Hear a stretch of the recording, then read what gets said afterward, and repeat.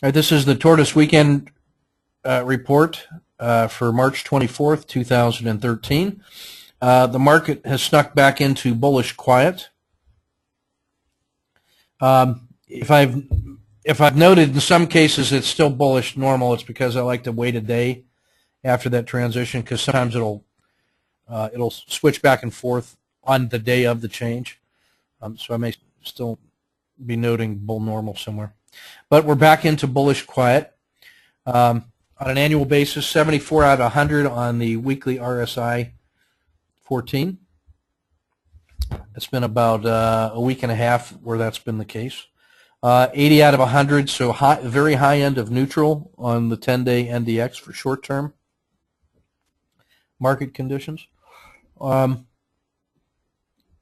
Percent stretch relative to the 200-day moving average pulled back a little bit this week to 9.35%. That's still bullish green, or green bullish, so the strongest bull. But the slope of the 50-day moving average, which is a little more sensitive than that one, came back to white bullish at 0.60%. Basically, the sideways trading of this past week has caused that to flatten out enough to bring it from green back into white and neutral conditions. Or white bullish, so it's bullish but not exceptionally so. The ADX 14, which is even more sensitive than the 50 slope, is at 20.9, which is in the middle of neutral. So we've become a sideways choppy market here. Yeah, ATR percentage at 0.74% is quiet. The risk index, which is the 30-period moving average of the VIX divided by the 10-period, is at 1.06. Any reading above 1 is risk on. Anything less than 1 is risk off. So we've pulled back a little bit, as you can see. Now, if the z-score of that reading of 1.06 is 0.67, so I've arrayed the z-score on this time series. You can see how that risk indicator has pulled back. So we're still risk on, but it's not as strong as it was last week. So I'm sort of expecting a little more volatility and for the market to go back into bullish normal here shortly. No changes on the blended monthly rebalancing portfolios. There are still Australia finance and U.S. small caps for the 26. And for the 13, it's still Australia, small caps, and Asia less Japan. Next reevaluation on or about 1 April. ETF2, the theoretical model is at 80%. The model portfolio remains at 100% exposed. And this week we're just updating stops. 4 of the positions had their the holdings were adjusted because of dividend payouts on the quarter. Those were the XLP, XLV, FDL, and PSP, which is the private equity. Trade of the week. Here's a link to that YouTube video, and it's about 10 minutes, and it looks at a couple case studies of the RLCO on the Forex. What's nice about it is those were charts that were posted in the chat room, looking for some guidance or some insights from the community, and that was provided, and I wanted to add my own comments to that. So the marked up charts are in the chat room already, same day, and then I just added some an audio voiceover on that. I'm really pleased with the some of the insights that came out of that one. I think some handy practical tips on how to think about the regression crossover, and I think if we have some time, I'll go over those in here as well. But that video is pretty well done. Moving on.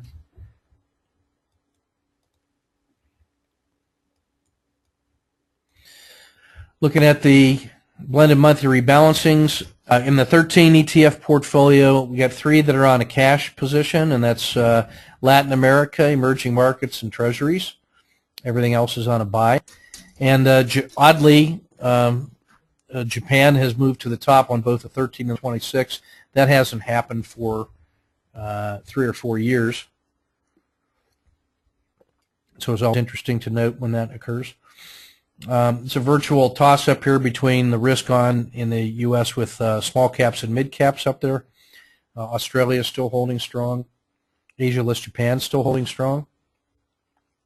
In the 26 portfolio, it's the addition of the financials and the energy sector to the top top half dozen or so. Excuse me.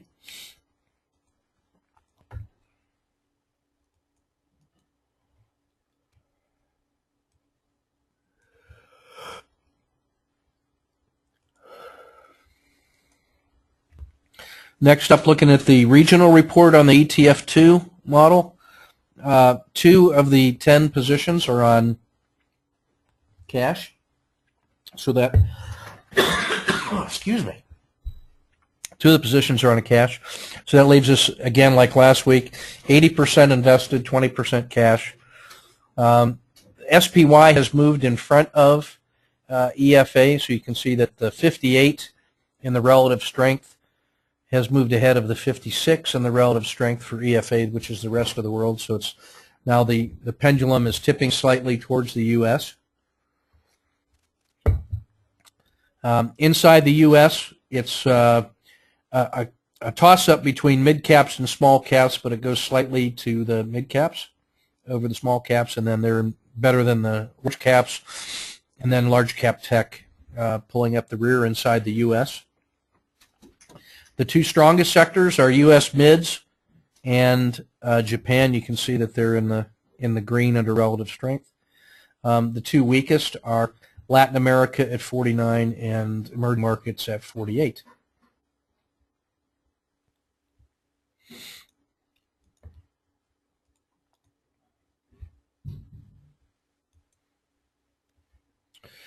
Next up is the world market model. Inside the U.S., everything is above average except for U.S. large cap tech. That's the Apple effect still. And then the mid caps, both value and blend, are both exceptionally strong, but everything else is above average in the white. Japan is in the green. Private equity is in the green. Philippines and Indonesia remain in the green. Asia list Japan is above average. And you can see a real difference between winners and losers in Asia less Japan. With countries that used to be in the lead now falling behind average, below average now, with South Korea, Taiwan, Singapore, Malaysia all in the yellow or red. Australia and Hong Kong remain strong as well. Europe has given back a lot now, so only about half are above average, and you see the other half have joined the UK below average. So that's just more evidence of things tipping the way of the U.S. And then you see that trend continuing, as we've been noticing over the last weeks, in the business sectors with a tie in materials, but the U.S. ahead in energy, finance, industrials, staples, utilities, and discretion. So the U.S. is ahead in everything except a couple where there's a tie. So that's a complete reversal from what we saw as little as maybe 10 weeks ago. Real strength now in financials, and you can play that with XLF, and healthcare, which is XLV.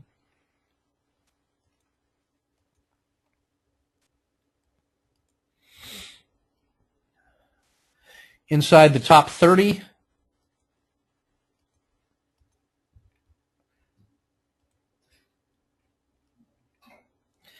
we'll just take a look at the relative strength winners.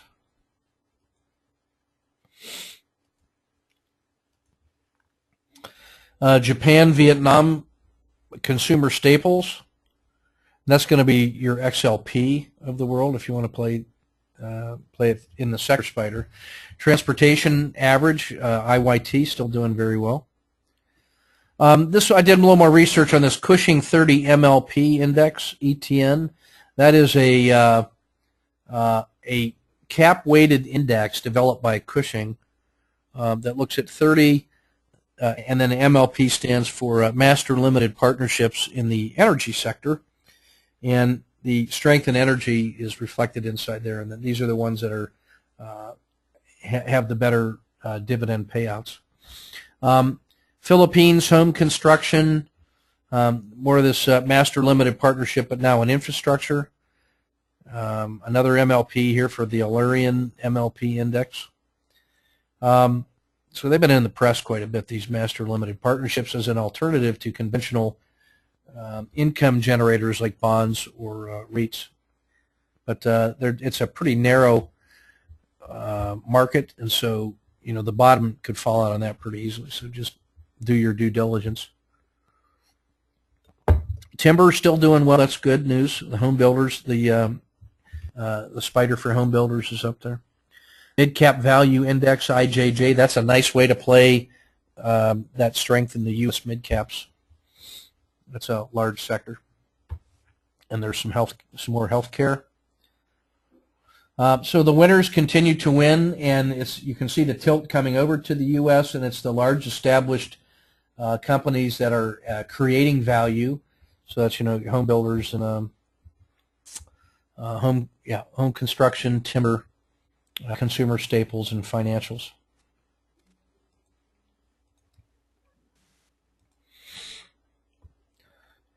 Inside the U.S. Dow 30, winners continue to win. That's Hewlett Packard remains at the top.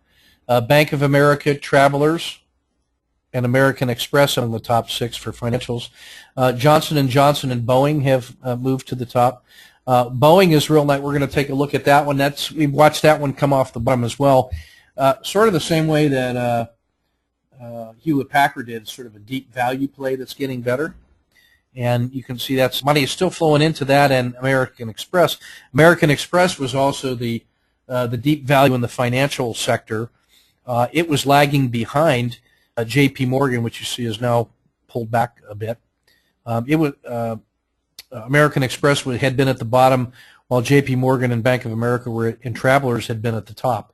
So once again, the deep sort of paying attention to the deep value play, there's a real payoff for that. You can detect those by when you see the relative strength is doing better than the average or the consistency. That tells you the current strength is better than the 10-week moving average of strength. So anytime you see green in the strength column and then white in average or consistency, that's something where it's improving. So Home Depot, we're going to look at a chart on that one. That's getting better because it's green in relative strength and white in consistency. Same with Procter & Gamble. If we want to go a little deeper into the table to look at maybe some of the deep value plays. Another thing we can look for is like Coke, which is white in relative strength but yellow in average and consistency. And DuPont and Walmart is another one where you can see it's white, and Cisco, white. I'm sorry, no, that's not a good example, but Walmart, DuPont, and Coke are white in the relative strength and yellow in the average and in the consistency. You can even look at United Health and Microsoft are both yellow in relative strength and then red in the average, and so that's a case where they're getting better as well. So there's ways just on that table to start finding relative strength leaders beginning to emerge. And then some cases like Boeing and Hewlett Packard, they can go all the way to the top. And then that's a big trade. Okay, we're going to shift for a moment now over to the daily.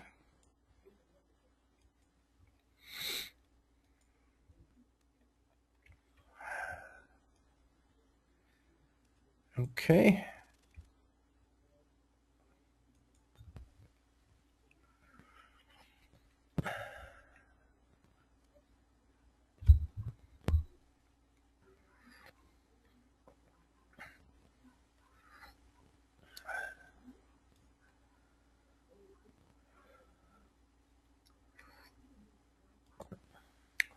Hang on, it's just taking a few minutes to get it switched over to the window for some reason.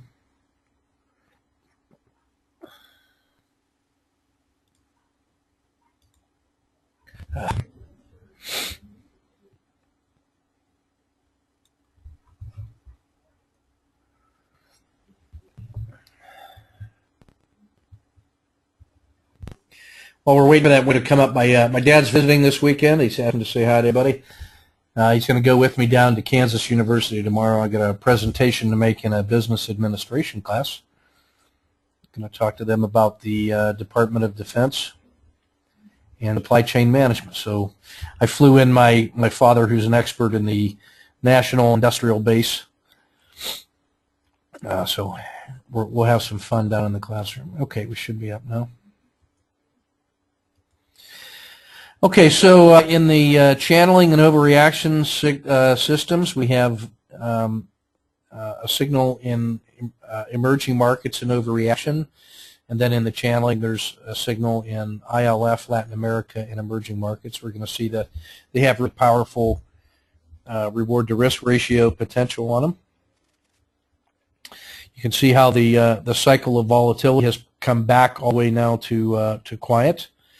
But also the decline in the ADX reflects the lack of trendiness in the market, or the weakening of that upward trend.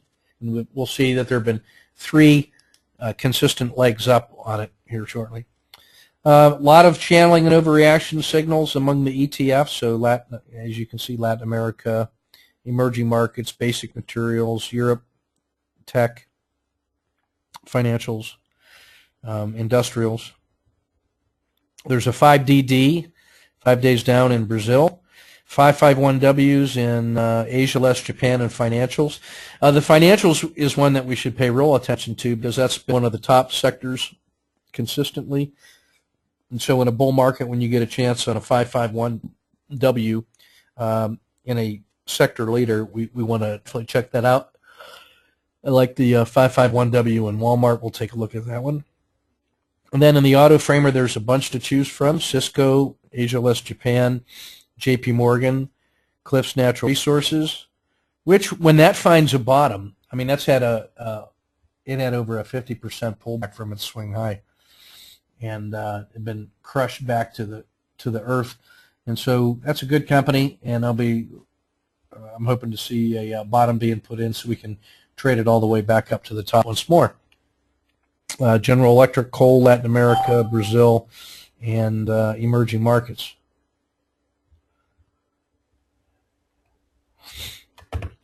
Let's see. Let's move on. Okay, some good ones to take note of today. Just a couple dojis. Merck. Now Merck's interesting just on a, because it's a doji and it scores out at 2-to-1 on reward to risk. It has no other patterns, but just based on trade location and its price action on Friday, in my view, that's one that can be played, and especially with the strength in healthcare, that's one that ought to be on our radar.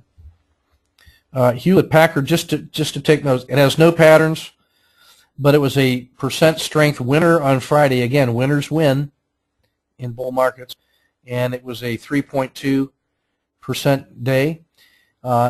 And you notice that it's highlighted green for each of these time periods: the last 1 day, 10 days, 1 month, 3 month, and 6 month. And when it's highlighted green, what that means is that for all of the members of the Dow 30, this was a return that was greater than 1 standard deviation above average. So it just tells you what the real winners are. So if we wanted to look at the real winners of the last 6 months, we would go to 6-month column, and we would see JP Morgan, Home Depot, Travelers, Bank of America, and Hewlett-Packard. So 3 out of the 5 are financials. And then this row of green across the bottom then means that compared to the rest of the Dow, Hewlett-Packard has been an exceptional winner: 1 day, 10 day, 1 month, 3 months, 6 months. But really, compared to a year ago, Hewlett-Packard is still down 1% for the trailing 12 months. So that just tells you how far in the hole that it had gone. In other news, at the other end of the spectrum, Alcoa, which is number 4 on max pain range compression, has been a percent loser, or a relatively big loser, everything from 10 months, or 10 days, 10 days, 1 month, 3 months, 6 months, and 12 months. And Caterpillar has been much better, being a percent loser 10 days, 1 month, 3 months, and 12 months. In this next column here, you see these that are in green. These are read as the NDX for those certain number of days. So a 107 for Johnson & Johnson means that it closed higher than the previous 10-day high. And a 107 means that if you took the range of the last 10 trading days, not including Friday, but the last 10 trading days for it, and then took 7% of that's how high Johnson & Johnson broke out. So not a large breakout, but still, that was actually it closed at a new 10-day, 1 month, 3 months, and 6 months high. And so Johnson & Johnson consumer staples, we would think that it has no resistance overhead. If it made a new 6-month high, that's something that should really be getting our attention. The same with Chevron, with a new 6-month high as well. And then a new 10-day, 1 month, 3 month, and 6 months, obviously. Okay. So we've got the channeling and overreaction in Cisco. Cisco ought to be on our radar because it has both of those signals fire. It's a max pain range compression number 2. It has a 2.1 reward to risk ratio. It was a big loser on Friday. We know that because its symbol is red. And it closed at an RSI2 value, a 2-day RSI value of 8. Anything in single digit means that the last 2 days have really been a washout, and it closed near the bottom of its that trading range. So that makes it a lucrative short-term value play. And then you combine that with the 2-to-1 reward to risk, and then mechanical signals. Cisco ought to be on your short list for Monday. Caterpillar, very interesting because it's number 1 max pain range compression and a 5-to-1 reward to risk. JP Morgan, very strong in the financial sector, but it's pulled back enough to give it a channeling signal to be number 3 on that max pain range compression and 2.6 to 1. So that's not bad. So we'll take a look at those symbols. Shifting to the ETFs using the same kind of logic. Brazil has to be on your short list. It's a channeling and an overreaction and a 5-day down. It's number 1 on max pain range compression.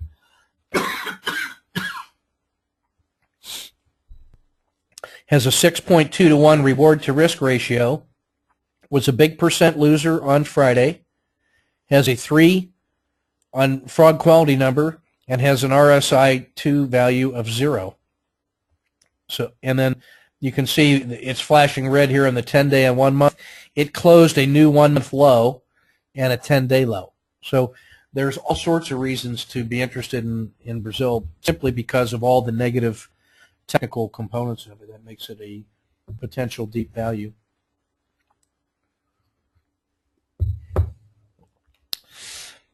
Emerging markets similarly.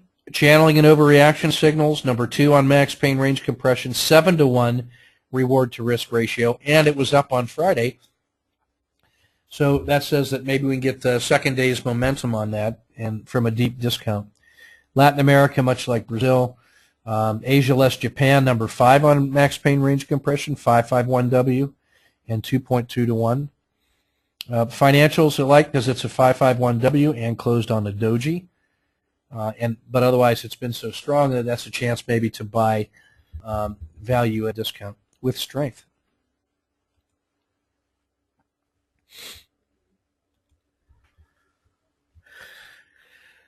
Next up, taking a look at market mosaic, you can see the sideways price action of about the last 7 or 8 days is causing the regression line slope to weaken just a little bit. It's still positive. It's still ahead of its 10-day moving average, but it's still near the 6-month norm. And what that means is this market is not running away. This could be the pause that refreshes and takes off if there's any resolution to Cyprus, and if so, there's room for another 5 to 8% above. But I would just note it. I would note that there's been, when we look at percent stretch relative to the 200, there's been 1, 2, 3 good moves up. And if this was all we have right now is this little tiny pullback, that will be I would interpret that as a positive sign. The fact that the regression line slope is so close to the 6-month average tells me right now we are not in a market that is running away from itself or running away from you, and there's room for it to go. When it's still near its 6-month average, that means that there's a chance to still see another 5 to 8%. That slope is up. It weathered this storm, 20 days ago very well, and it come back nicely, but it's in a consolidation zone, holding 154 pretty well. And Cyprus so far hasn't torpedoed the markets, so I think there's a strong case to be made for continuation patterns here. Just the reason I'm concerned on the downside, just when we look at the regression lines and their z-scores, the z-score of their slopes, the first one I want to look at is the 90. That's the red one. And you can see the slope of the 90, the upward slope, is outside of the river but starting to roll over. So if we just look back in time, the last time that it was above 1.0 on the z-score and rolled over, there was this move here in the market where it went from about 145. That's if you just follow it straight down. Let me draw that for you. From this region here, we just draw that straight down. Whoops, yeah, there we go. And the 30-period regression line also failed, and then this one failed all the way back to a new low.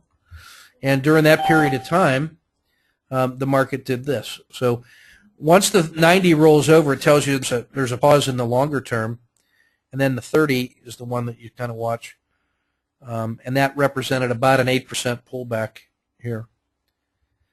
So that's the nearest neighbor. Now, once it recovered from there, I want you to notice that once the 30 recovered and it made this nice run, it made when the 30 bottoms out, you get this nice run up. Well, that's good. So in this location right here, what we've got is the 90 starting to roll over. A little bit of we have weakness in the 10, and now we really want to see what the 30 is going to do. If the 30 rolls over here,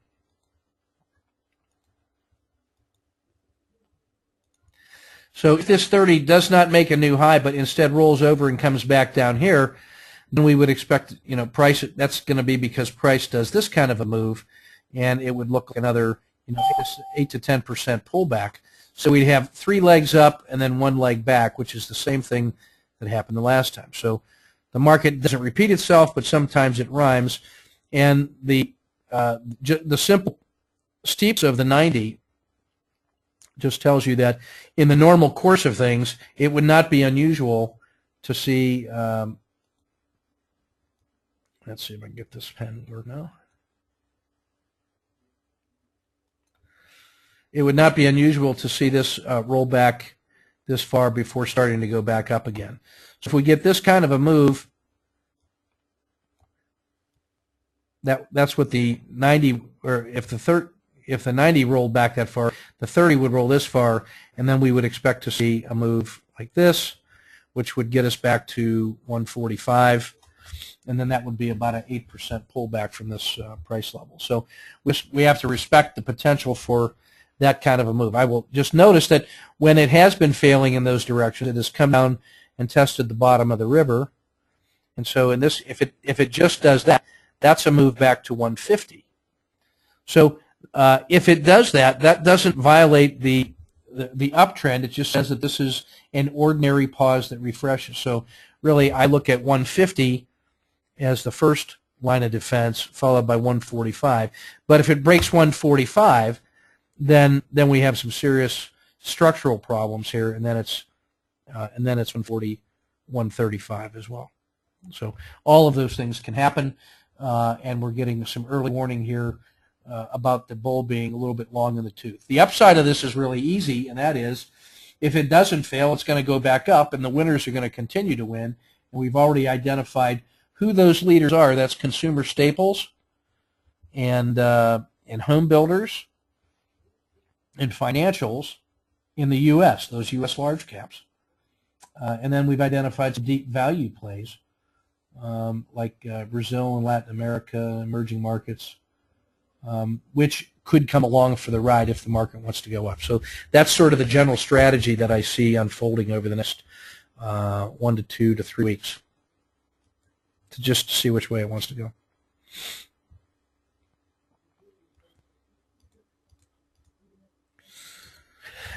Okay, I want to shift over to charts of interest next.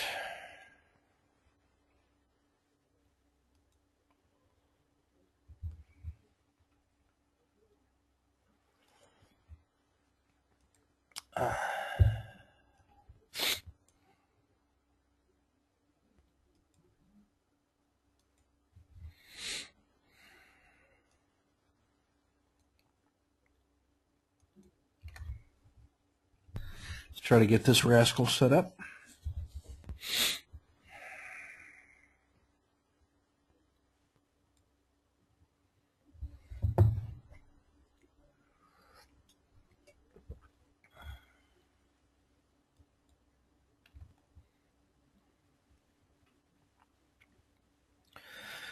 Okay, just some quick notes on Alcoa. It's at the bottom of the Dow 30. It has found support down here at 830. Had one little bump up to 870, but hasn't been able to do anything with it. This grudging pullback here it has stayed within the river, and but really it's going to have to start making a move here. Otherwise, 200 period moving average is going to look very depressing. The upside limit of this is about 9. I like the fact that it is compressed to a support level without failing, but this is really a deep value play, and you can only, in my view, can only play this one day at a time. Some of those structural losses that occurred from that selling cascade, the psychology in Alcoa is bruised, and that's the same downward move that we saw in Cliffs Natural Resources. On the other hand, if you like good news, here's AXP, and we saw that earlier as a something that has become a deep value play. You can see the sideways quiet channel, and then crossing over its 200, and been nothing but good news ever since. This long period, it's had 2 long basing periods, and then a nice move up, another nice basing period, and then another nice move up, and now we're in a 3rd basing period. This one still has room to go as long as there's strength in financials. This one is still playing catch-up. You can see that it has left the river. The river is pulling away from the 200 period, and then it closed strongly on Friday. So you can buy breakouts above Friday's high with a stop just below the support level, and participate in what is still a decent value play.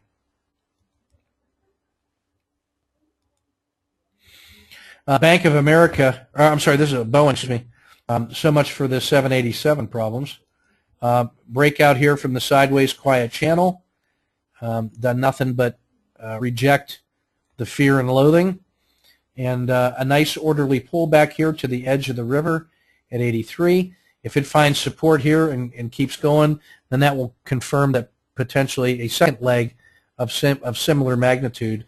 If that's the only pullback that we got, that's actually much better than the pullback the market has experienced. And then there will be another round of buying that matches that move up. So Boeing looks very good here. All the more reason to be interested in those moments of sideways quiet channel, I would observe. Caterpillar deep discount. This is almost a washout pattern here. In fact, it sure looks like one. Here's a. No, it's just not on a. It's not oversold on an annual basis, but in terms of this is really a good deep value moment here in Caterpillar. You've got this huge pullback from 100 back to 86. It's a 15% loss.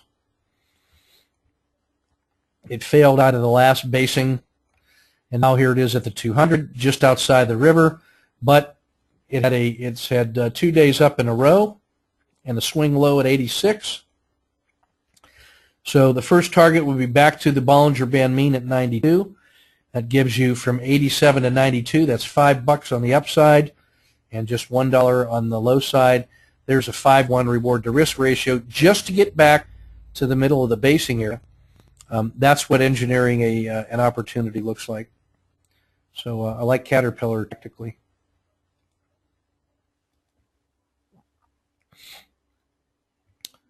Cliffs Natural Resources, failure to fail further is information.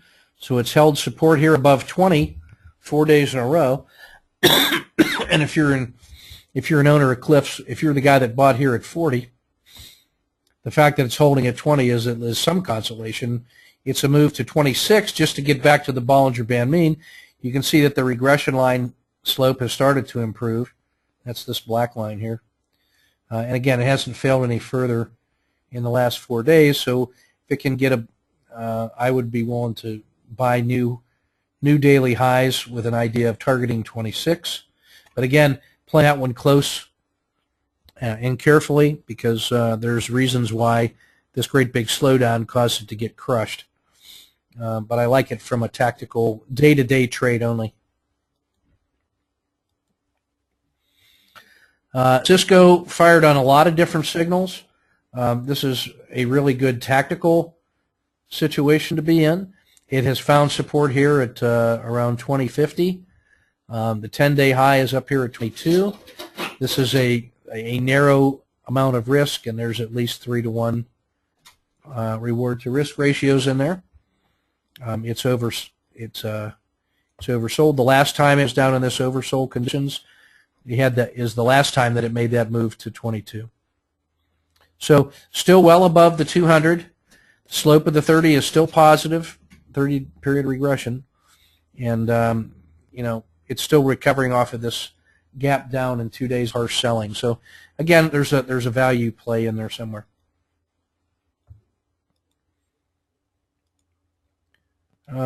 Disney, this is really almost just like a channeling opportunity here. It's been nothing but good. River is up. River's pulling away from the 200 period. It has pulled back in an orderly fashion in finding support above the Bollinger Band mean. The last time it did that, it moved from 54 to 58. That's an 8% move. Now it's pulled back a couple bucks. Keeps finding support here. I'm buying the breakouts above 57, and off it'll go. Deep discount and slowly improving. Notice how it's pulling away from the 200, and that's what long-term trend following position looks like. Buying on dips. If you were a dip buyer, this is why you ought to be paying attention. Every one of those signals was reasonable, and this is just the latest in that genre.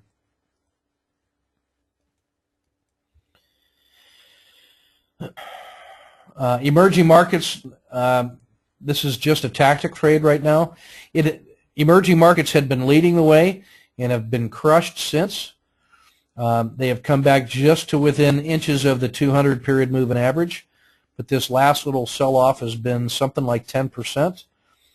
Found a little bit of support with a tiny little doji on a tactical trade only. I would be looking at this. The money is clearly still moving into the U.S. That's where the easier, longer-term trade is. But here's one where some reward to risk potential is really evident. If this support can hold here, and this play back to 43.5 is going to look pretty good.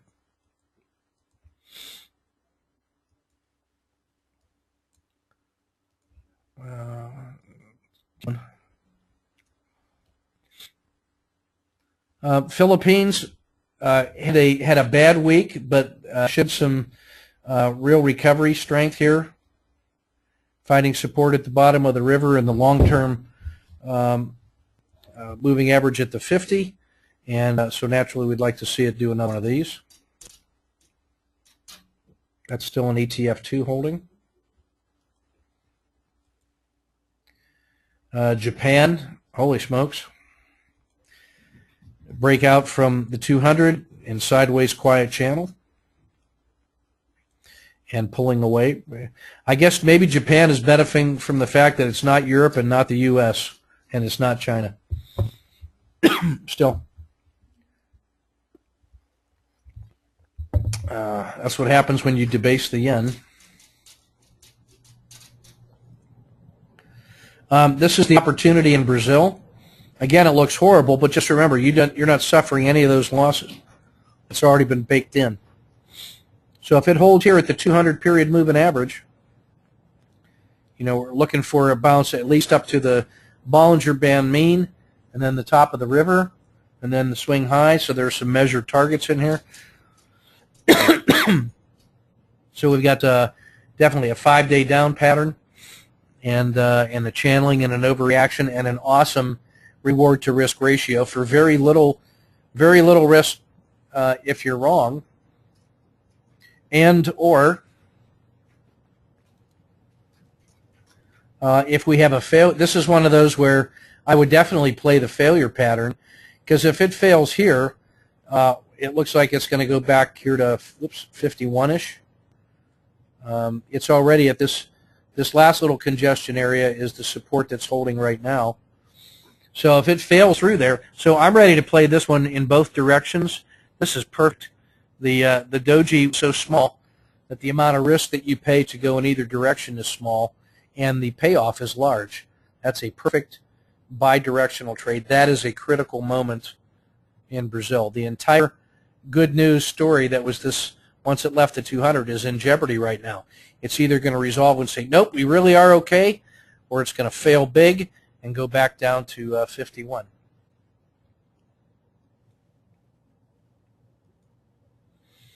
Home Depot is an excellent position right here. It's well above the 200. You can't even see the 200 period moving average. The river is, the last move was a strong one out of the river, has pulled back, found support, and starting to move out again, well above the Bollinger Band mean. So that's a very favorable sign. You can play it with an initial target of 71, and then add to that position if it closes above 71 for a double scoop. And then it's long-term smooth sailing for Home Depot from there.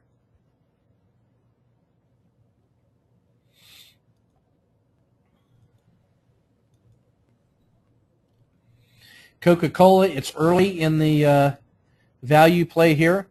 It had been hovering around the 200 period moving average, and now has put in the first leg up, and providing just a little bit of consolidation here at 40. If it takes off, there's no resistance overhead. That's good to go, and you only got to pay $1.50 of insurance on a swing trade. And then on an intraday trade, you can shave that even closer. So that looks good as a deep value play.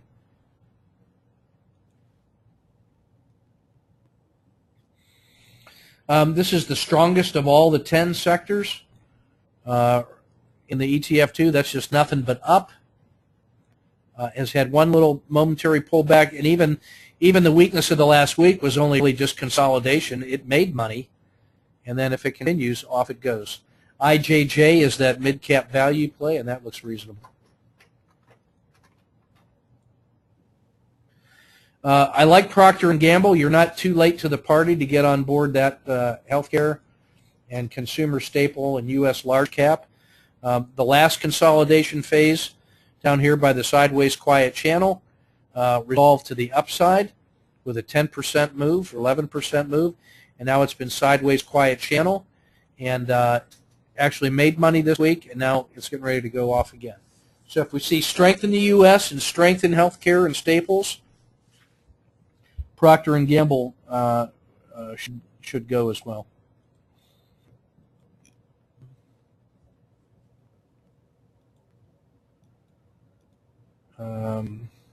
That's everything I want to cover. We're getting ready for the second period of the Red Wings and the Ducks, and we've been going at it almost an hour. And there's a dozen, I think, quality swing trade opportunities for you in there. And then I really encourage you to go to the YouTube channel and listen in to the discussion of the RLCO with the Forex.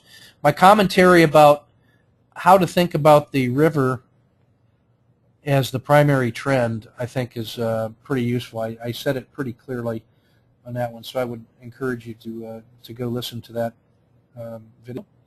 And other than that, I'll wish you a good rest of the week. I got to go out and finish shoveling the snow and then watch a little hockey and spend some time with my dad. So thanks for your kind attention, and we'll see you in the trading room.